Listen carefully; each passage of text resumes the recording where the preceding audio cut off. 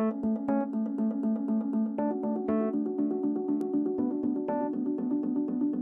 are super excited to have Alex Moore with us today. Alex is a co-founder of NodePrime and Backplane. He was also the first employee of Palantir and director of operations there. And he's also an angel investor, so he wears many hats. Awesome, thanks for having me. Yeah, so when I was asked to give a talk at Stanford, and I'm now 2005, I'm now 12 years out of Stanford. I was trying to think of something that would be like really interesting for you guys, and it might be a little different, a little spicier than what the talk you're typically seeing. So the idea is, a bunch of reasons that maybe people don't talk about with startups that we have a tendency to sort of glorify startups, or you see the successful entrepreneurs are giving the talk next door, right? What about the 9 that failed? Those are real people too. Having said that, there's good news. This is going to be a positive talk, so I'm going to talk about the negatives, and then I'm going to say, hey, if you can put up with that, you should be an entrepreneur. So hang in there. If some of these slides are sounding negative, it all leads to, I think, a nice story in the end. What do I really think? Starting companies are the most personally challenging, exhausting, painful, but also kind of the ultimate rewarding activity, or one of them that you can do in your life. Probably having kids would be another one, right? So, but in terms of work life, I think starting companies, has all these emotions, but the payoff is pretty big. So I'm overall an advocate of entrepreneurship here. If you can put up with this stuff, start a company. You're ready. More stuff on me. They gave me the intro, but the first employee at Palantir, that was basically started out of rooms here, like this. Stanford students and some folks from PayPal, but mainly Stanford students, 22-year-old Stanford kids. I think I was 21 or so when we started. So great first experience. After that, we did a company that blew up and went to zero. We raised $20 million from Sequoia and Google Ventures and Greylock and anyone else you could probably name that's a name brand, Founders Fund, name brand VC. Learned a lot, we'll talk about it. And then the most recent one is NodePrime, which is a cloud automation company, which we sold to Ericsson. So actually Ericsson, people don't know this, they manage the data centers for AT&T and Vodafone and China Mobile. So internet speed on your phone, stuff like that, hopefully gets faster. I do a bunch of angel investing, and then I'm basically just a psychologist for young entrepreneurs and students. I've mentored probably 30 or 40 Stanford undergrads who are just like, hey, I'm interested in startups, like, can you talk to me about it? This talk is essentially boiling down those 30 or so phone calls I've done with Stanford students. Going through, hey, like what is actually going on with this stuff? I grew up in San Diego, and then I went to high school in Wilmington, Delaware. My dad's a doctor, my mom's a teacher. I'm active in the Stanford community, big supporter of just Stanford in general. And then on investing, I do my own investing, but also I'm a partner with Tamaris, and then I'm an advisor to Sway Ventures. So these are both groups that are also supporting entrepreneurs. Great, so I've had 3 jobs. The first one is this kind of, and we'll get more into it, but the first one's Palantir, which is, I think a lot of people at Stanford have heard of it because they hire a lot of Stanford students. But big awesome company, grows like weeds even, after I left 7 years ago. So it's kind of ridiculous, the scale of it now. Great press, right? Look how great the company is doing. Second job, this is the same publication. This is TechCrunch, which is sort of like the Wall Street Journal for tech. And then that's like, our company is the plane crashing down. That's like pretty much the most aggressive negative article I've ever seen was about me, basically, one of my companies too. So it's like, hey, which is it? Is this guy good or does he suck? Maybe we're still figuring that out. But yeah, so you learn a lot from things failing, right? Keep trying things. Don't just give up after you fail. Don't give up after you have a success. Keep going. And then the third one, the same publication, very little fanfare. Hey, we started a really cool cloud automation company in 2013, and we sold it last year, and sort of no one cares, right? So that's having been through the highs and lows, and then we have a nice thing happen, but still relatively, you're getting the satisfaction or these things yourself. Okay, so you guys know who I am now. Now let's talk about startups, right? Let's talk about the stuff that you guys are really curious about and like what you're going to do after you graduate from Stanford. And so yeah, you're an undergrad. You're doing things like the full moon on the quad, which for the older folks is like where the kids all get together and like give each other a big kiss on like the first full moon of the year. But full moon at a startup looks more like the picture on the right. So that's kind of your first full moon at the startup is like you're going to roll up in a sleeping bag under like this table that has your computer that you've been working on for 14 hours, and you're probably not getting any kisses. I'm going to say right. And then also there's this. It's like very confusing as an undergrad. It's like is it like really cool to start a startup or is it like just this big bunch of work? And it's very confusing, especially because we have a few people who seem to have a more glamorous experience, right? And like the Mark Zuckerbergs or the the Snapchat guys, I guess also were Stanford actually. So there's like, hey, is that what it is about? And it's like it's just this thing on the right. You know what I mean? So I think like it's like you're not doing. I don't think you're working at a startup to like experience any glamour in your life because it's just going to be a bunch of work, right? That's what it is. It's like you're in a room in front of your computer like coding, or you're this creative business person who's like making this thing where you're going to sell what the guys are coding or guys and gals are coding.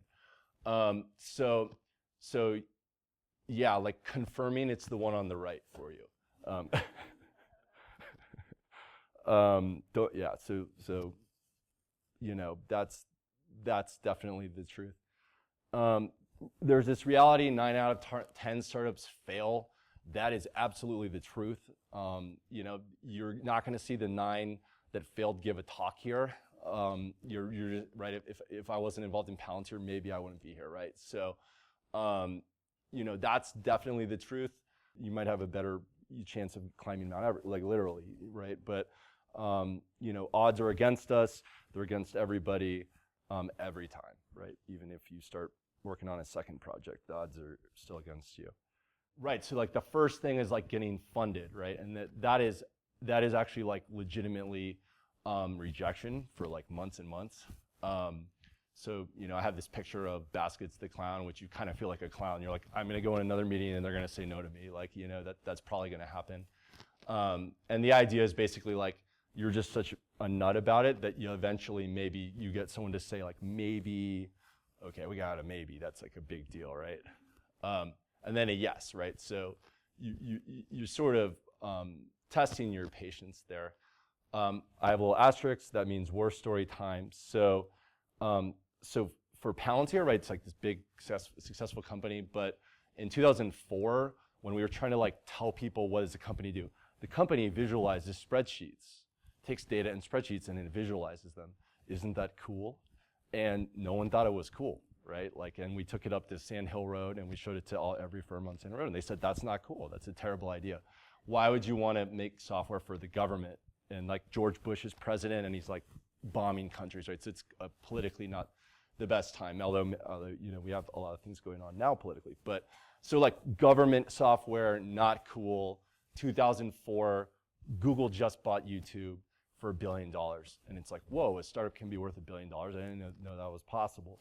But definitely in that context, then it's like, what's the next YouTube? That's maybe what was in the air. It's not government spreadsheet visualization software, right? But we kind of eventually got there. Obviously, the people know the story with Peter Thiel putting some money in, and then eventually some other folks. But extremely painful. So I'm sure there's an analogous idea that someone in this room has, and then you'll raise money, and the people will be like, that sounds terrible, and maybe some of the best ideas have that quality. I'm not sure. Right, constantly running out of money. So. And I think Stanford had this thing with like Klinkle, or you had this big startup that got a bunch of money, and then they, then they were spending it. And like the typical case is you're just always running out of money. you're underpaying everybody and constantly sort of looking for like the next milestone that you need to hit to get the next pile of money, which then you then have to worry about kind of the next group of people you have to hire. So it's just a never-ending treadmill. And as the company scales, then there's just more and more sort of pressure around that. So like anything that where I think the entrepreneurs are sort of spending the money freely, or it looks like they're throwing parties, is like typically not the behavior that's sort of tied to like these successful companies. The successful companies I think are very like cheap with money and like very efficient with money, and are sort of paranoid actually. So yeah, you're not going to be like dancing like this guy with spraying money around, I don't think, or you shouldn't. Work-life balance. I think like it's cool for the startups to say like we have work-life balance, and I just think that that's basically bullshit. There's not really a work-life balance in startups at all. I think it's just work, So it's like you have to really like what you're going to do, because you're just going to be doing a bunch of work. You're not going to be doing much work-life balance.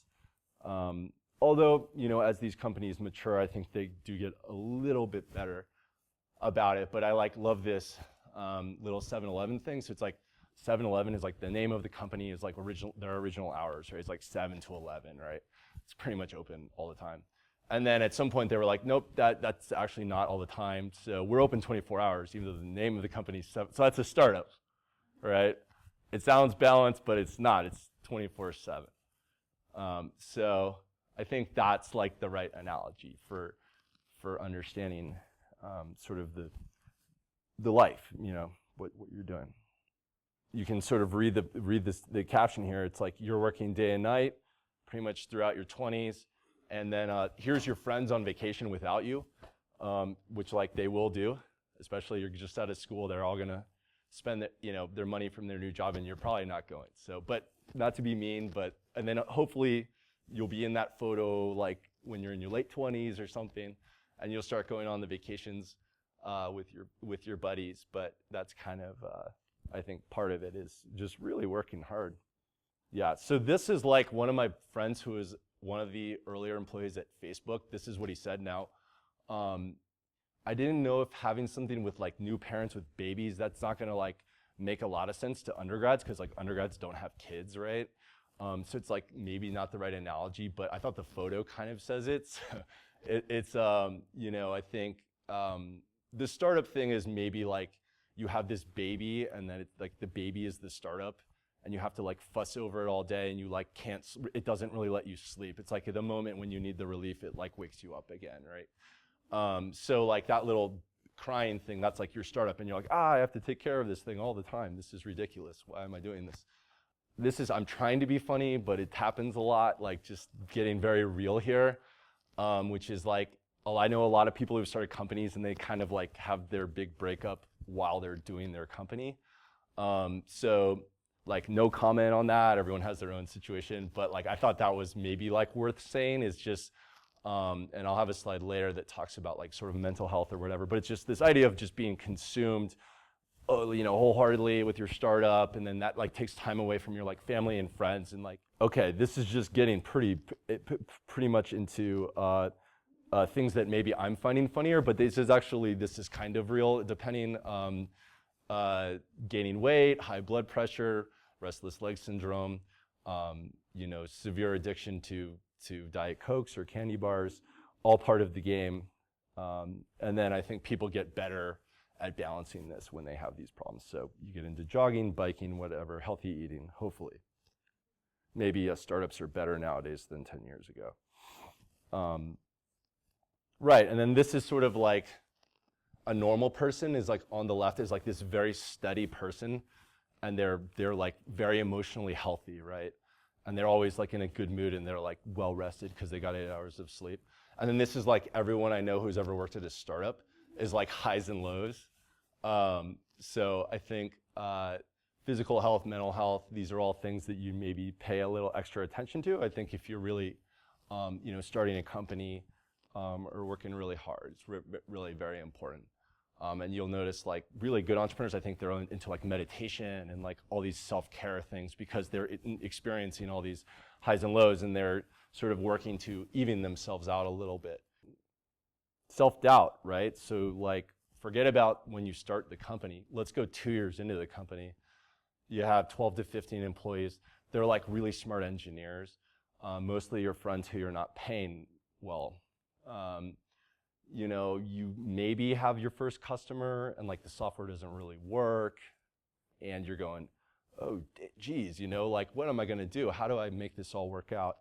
And I think that's kind of where like the real entrepreneurship is just coming in and like when you're in those hard moments is like pushing through, right? And like getting everyone to really remember it's gonna work and then but like conquer that on your own personal level first, right? You have self-doubts, like you got to be like, I believe in this because it's my idea. Let's do it, right? You know, and all very human emotions. But I think like great entrepreneurs have some ability to sort of like trick themselves, or just be like really believe in their idea, or in some other way like just project this idea of like a lot of confidence around like what they're doing and what the company does, and that there's sort of a worldview that what you're doing fits into that's really powerful.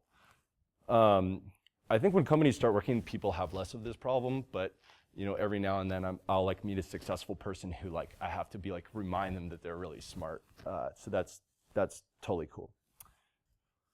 Oh yeah, like this is super common. So like your parents will just be like confused and like not know what you're doing, right? They're like, why aren't you like going to like business school or medical school or like working at this company we've heard of? What did we pay all this money for? Or like, why did you put yourself in so much debt or whatever the situation is? Maybe it's a little disappointing. You're like, I just saved I just saved for 20 years and then my kid is just working on these little projects. Like, what did we save all that money for? Like, why did he go to Stanford, right? So like, and then, so yeah, obviously I think kids of doctors, like my dad's like a pediatric cardiologist, so it's like they're like particularly in trouble with this. And then like I know that from my mentoring, a lot of students who are first or second generation immigrants, then their parents actually have a very hard time getting the startup thing. Hopefully less so, but you know, it's not like a respectable profession if you really think about it in that old school way of thinking. So. You gotta have to deal with your parents. And this is actually so, with the like mentoring students, then there's always like 1 out of 10 students who wants to drop out of school. I'm like, do not ever drop out of school like because of this, right? Give the parents the degree. It's more hardcore to like finish your undergrad and do startups and get the degree, and then you can do it full time. Like keep your parents happy, okay? And then they'll still say things like this, like you have like a 200-person startup that just raised like $50 million, and they'll say like, how's your project, you know? They really don't believe it. It takes up forever. Don't worry about it. It's not a big deal. They still love you. Yeah, and then there's like this thing where like our society over-glorifies CEOs, and this is like happening not just with startups, but like in corporate America. It's like never made sense to me. I've always been like the kind of the operator, like the number 2, number 3 founder. And I'm like, hey, like the team's important, right? But we have like the media, then like we need to like hear it from one person. So it's like, oh, like the CEO like speaks for the company. And then they're also like the salesperson. We have like this thing, the world's oldest profession. So you're just always on, you're always delivering the message of the company. And the analogy that I think of is it's like not that glamorous at all. You're sort of, you know, you're out in front, and the CEO job is the one where you're doing the most percent of your time is doing things you don't want to do. So like the coolest job is probably like the engineer and the designer. You're doing things you want to do. The CEO spends all their time doing things they don't want to do. They're like, I don't want to get dinner with that guy. You know, that's the job. So just be careful. Because I guess I kind of knew that as an undergrad. I was like, I don't think I'm the CEO guy. I think I kind of help that guy out, right? And I'm going to be really good at that. But some people in the room are the CEO, so you'll do some of this. And that's cool too. Right, and that, as I just said, so you're kind of like always, you know, there's just kind of trying to demystify this CEO job a little bit, particularly the startup CEO job, because you're sort of carrying the weight of a lot of things, but without any of that cool, glamorous stuff or whatever. And then, yeah, so like your CEO, you work for a lot of these like picky smart people. So like engineers, right, and designers are very picky and smart, and you work for them. And so, you know, like you're not really an astronaut. You're more like maybe the guy who runs, you know, Houston or something. And it's funny, we were just talking about NASA. But you know, so like the CEO to me is like the main employee, because they're like, hey, like I'm this brilliant engineer. It's like you have to like keep that person happy too, because they're making all the technology.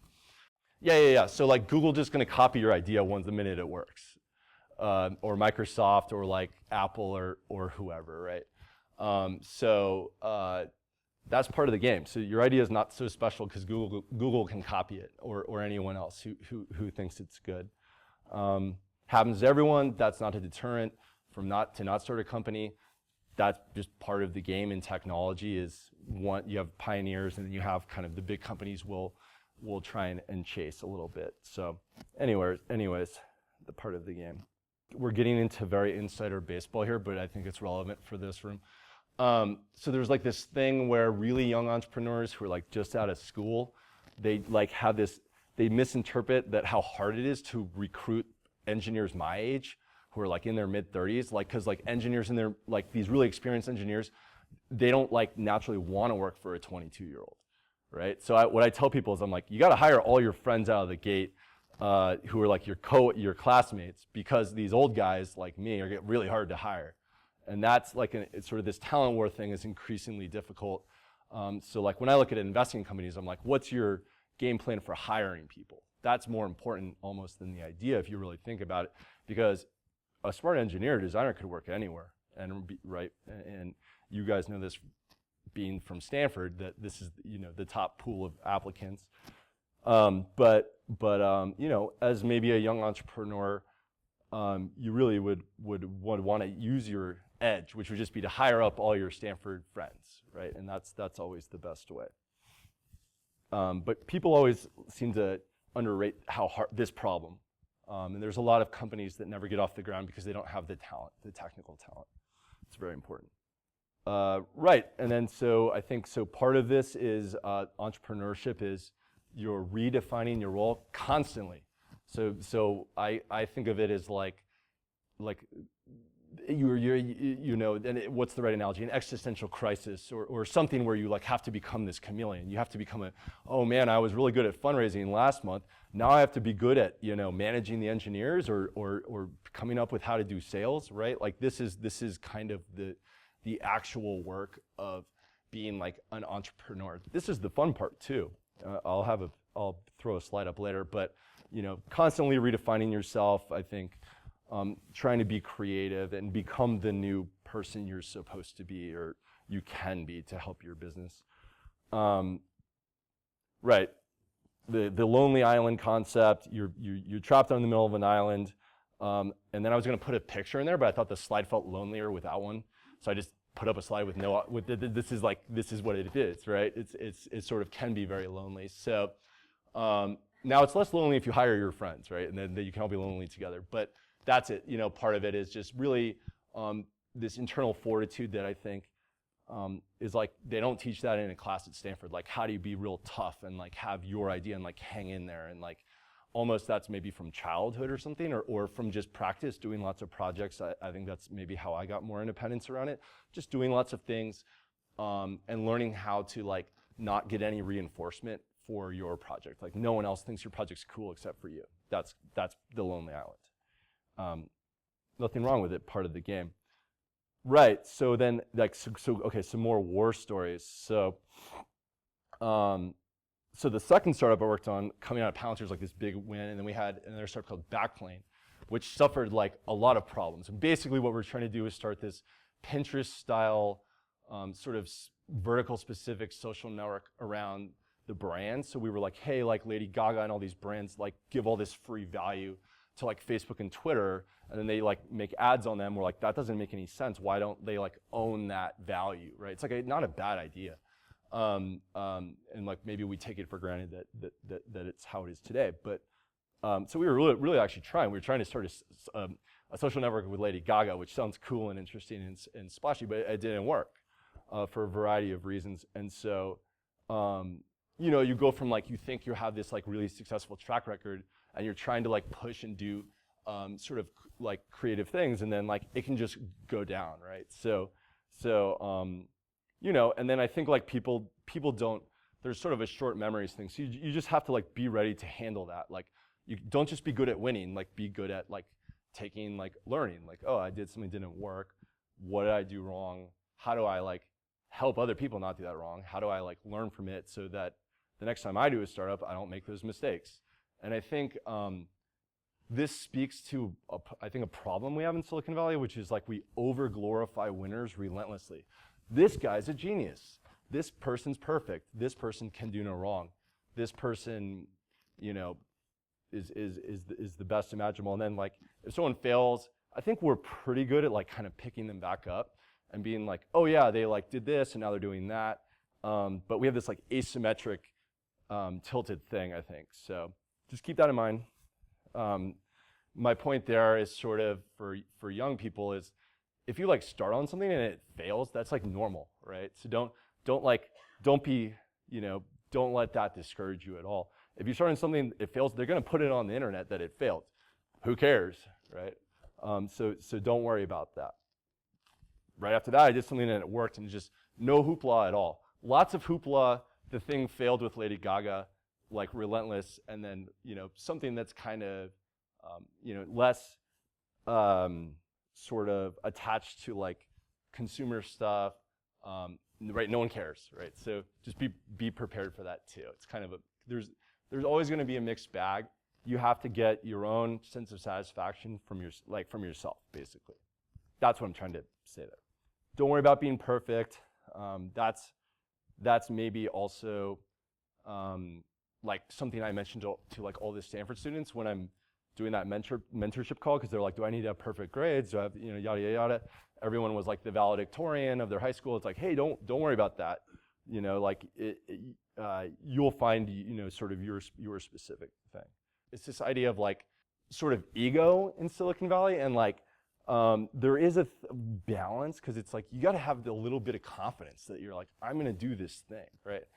But you don't want to have maybe so much where you're like, think that you're like Steve Jobs, right? Because probably none of us are, right? And then so I say like, only one, right? Only one Steve Jobs. Kind of segueing into like there actually being a Steve Jobs. I thought this was like a really cool quote that he said at my graduation. It's basically saying like, you're already naked, right? You already have nothing to lose, right? So like that's kind of like now kind of switching this to some positives. Like, there's a lot of reasons to not start companies, but then like there's also no reasons, right? It's like, what else are you doing? You're naked. Follow your heart, right? So I love that. It really touched me when I was like, undergrad. So done with the negative stuff. Hard for me to be negative because I'm a very positive, happy person. So it takes a lot for me to like write those slides and be like, I don't remember when that was bad, but now really good stuff. So thanks for putting up with all that. Right, so a startup is just like this perfect thing to sort of test the hell out of you in every vertical.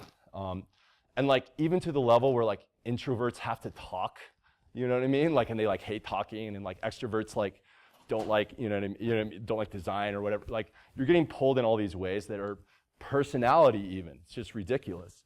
It's kind of, you're going up all these verticals in, sort of across the different skill sets. I think that's really cool, right? Especially as a young person, is being able to really, bring up your game on all these different things. If you're an engineer working on really hard engineering problems, right? And like getting that confidence where you're like, I can solve things. Like, if you're a designer, making like some really cool designs that are next level or something like that. Right, and then like, so I think your startup friends end up being like your lifelong friends. And like that also, they don't talk about it in school. Like no one explained that to me. Like, oh yeah, like you're choosing companies, but also you're like choosing those people will be like your friends, right? And so I think that this is like something very special about startups that's like, and particularly at Stanford, because Stanford's so embracing of startups and groups of young people that want to do things. Yeah, so a lot of asterisks. My core 4 or 5 best friends now, or like people I've started companies with, and like, they're just the people who you like call and like give and receive free therapy from or whatever, right? Where they're like, oh my God, this thing's so complicated, like how do I deal with this? And it's like, oh, that's so funny, that's like this other thing I dealt with, let's talk about it, right? And like, so I think you're just gonna end up with a bunch of really cool friends in startups, and whether things work or not, I would venture to say, smart Stanford folks, if you spend like 12 years on startups like I did, everyone here will be very successful. Over a 2-year horizon, 90% of you won't. Over a 12-year horizon, I think probably everyone in the room will. And it's just about kind of sticking with it. So, people who work hard in their 20s are happy in their 30s. This is a fact. Like, we don't need to bring in a bunch of psychologists or whatnot to tell us that. I think that that's unequivocally true. People who do a little bit more risk taking, at the younger age, I think get that satisfaction. You're like, I did it. Like, I did this thing that was hard. I'm in the game, right? Like, that's what we're all here for. Yeah, and then this is like a minor joke where I'm like, startups like age you. So, I don't know. When I was 22, everyone said I looked 30, and then now I'm 34, and people say I look younger or something. So I don't really know if that's true. I have friends with gray hair who are 34, or some that are bald, but I haven't had that problem as bad. So yeah, I mean, I think like working hard is really cool. Like as a student, you should be like wanting to do that and be like, man, I'm gonna like build this thing and I'm gonna be so like happy and proud about it, whether it works or not. Like, who cares, right? And then when you're like an old person like me, 34, then you'll feel very like accomplished. Like, I love having like 3 weird startups, and some work and some don't, and it's a great like memory bank too, of just to draw on of like all those experiences, and that helps me now with like investing, but also just helps me like come give this talk. It helps me like talk to a 19-year-old on the phone about what classes they should choose. It's like it informs your ability to like have opinions and partake in the technology industry. So yeah, like join a startup and work hard. I'm actually telling you to start a company, I guess, if you can put up with all that negative stuff. The hope is that startups are sort of bringing out these like good qualities that you have, right? And like, if you're a really good designer, then you probably end up on the design team, like doing designing all day, right? You're gonna go up this ladder of like really what you can do, and I think get like positive reaffirmations throughout that. I have a very positive view of the industry doing that, and so I think like that's kind of more or less of my sort of closing note, is this idea that startups, although like sort of really hard and like gut-wrenching and like all these negative things, like, like the first person or like someone you want to marry dumps you, or whatever it is, like, your parents are complaining and don't understand what you're doing, and then your significant other dumps you, and then you're running out of money, and then you're having the time of your life. You know what I mean? That's kind of what I'm trying to convey.